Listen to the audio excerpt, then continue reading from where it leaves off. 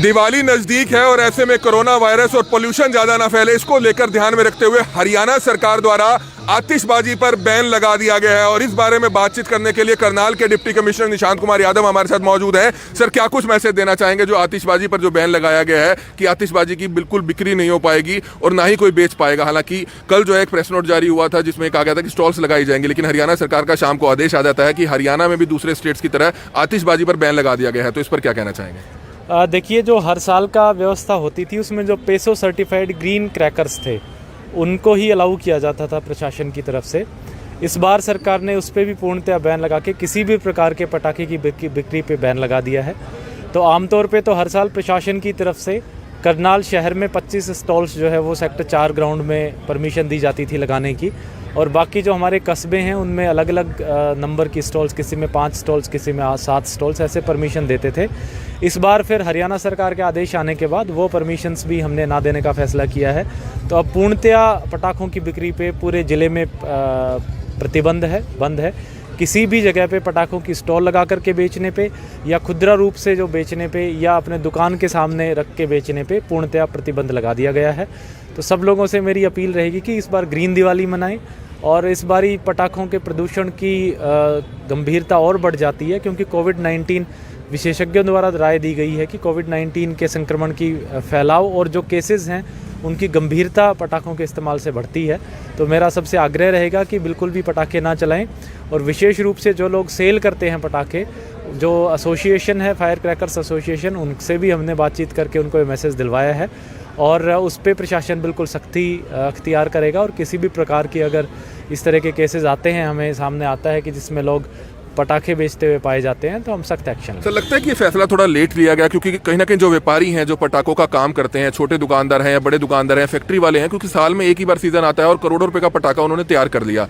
पहले ही लॉकडाउन की मार रही और अब उनको काफी नुकसान होने वाला है। तो इस पर कहीं ना कहीं विचार होना चाहिए था। बिल्कुल, इसमें जो इनकी एसोसिएशन है, इनकी तरफ से ये बात आई थी, हमने सरकार के पास भी ये बात पहुँचाई है, और जो स्टेट एसोसिएशन है वो भी मुख्यमंत्री जी से और बाकी लोगों तक उनकी बात पहुंची है, और सरकार उनको भी जिस भी प्रकार से कोई कंपनसेट कर पाएंगे वो भी कोशिश करेंगे। लेकिन फ़िलहाल तो स्वास्थ्य दृष्टि से ध्यान में रखते हुए इनको पूर्णतः बैन कर दिया गया है। दिवाली नजदीक है और ऐसे में कोरोना वायरस और पोल्यूशन ज्यादा ना फैले, इसको लेकर ध्यान में रखते हुए हरियाणा सरकार द्वारा आतिशबाजी पर बैन लगा दिया गया है। और इस बारे में बातचीत करने के लिए करनाल के डिप्टी कमिश्नर निशांत कुमार यादव हमारे साथ मौजूद हैं। सर, क्या कुछ मैसेज देना चाहेंगे जो आतिशबाजी पर जो बैन लगाया गया है कि आतिशबाजी की बिल्कुल बिक्री नहीं हो पाएगी और ना ही कोई बेच पाएगा। हालांकि कल जो है एक प्रेस नोट जारी हुआ था जिसमें कहा गया था कि स्टॉल्स लगाई जाएंगी, लेकिन हरियाणा सरकार का शाम को आदेश आ जाता है कि हरियाणा में भी दूसरे स्टेट्स की तरह आतिशबाजी पर बैन लगा दिया गया है। तो इस पर क्या कहना चाहेंगे? देखिए, जो हर साल का व्यवस्था होती थी उसमें जो पेसो सर्टिफाइड ग्रीन क्रैकर्स थे उनको ही अलाउ किया जाता था प्रशासन की तरफ से। इस बार सरकार ने उस पर भी पूर्णतः बैन लगा के किसी भी प्रकार के पटाखे की बिक्री पे बैन लगा दिया है। तो आमतौर पे तो हर साल प्रशासन की तरफ से करनाल शहर में 25 स्टॉल्स जो है वो सेक्टर 4 ग्राउंड में परमिशन दी जाती थी लगाने की, और बाकी जो हमारे कस्बे हैं उनमें अलग अलग नंबर की स्टॉल्स, किसी में 5 स्टॉल्स, किसी में 7 स्टॉल्स, ऐसे परमिशन देते थे। इस बार फिर हरियाणा सरकार के आदेश आने के बाद वो परमिशंस भी हमने ना देने का फैसला किया है। तो अब पूर्णतया पटाखों की बिक्री पे पूरे ज़िले में प्रतिबंध है, बंद है। किसी भी जगह पे पटाखों की स्टॉल लगा करके बेचने पे या खुदरा रूप से जो बेचने पे या अपने दुकान के सामने रख के बेचने पे पूर्णतया प्रतिबंध लगा दिया गया है।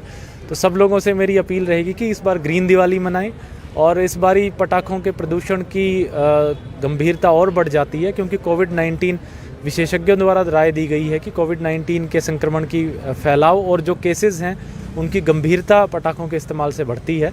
तो मेरा सबसे आग्रह रहेगा कि बिल्कुल भी पटाखे ना चलाएं, और विशेष रूप से जो लोग सेल करते हैं पटाखे, जो एसोसिएशन है फायर क्रैकर्स एसोसिएशन, उनसे भी हमने बातचीत करके उनको ये मैसेज दिलवाया है, और उस पर प्रशासन बिल्कुल सख्ती अख्तियार करेगा। और किसी भी प्रकार की अगर इस तरह के केसेस आते हैं, हमें सामने आता है कि जिसमें लोग पटाखे बेचते हुए पाए जाते हैं, तो हम सख्त एक्शन लेंगे। सर, लगता है कि ये फैसला थोड़ा लेट लिया गया क्योंकि कहीं ना कहीं जो व्यापारी हैं, जो पटाखों का काम करते हैं, छोटे दुकानदार हैं या बड़े दुकानदार हैं, फैक्ट्री वाले हैं, क्योंकि साल में एक ही बार सीजन आता है और करोड़ों रुपए का पटाखा उन्होंने तैयार कर लिया।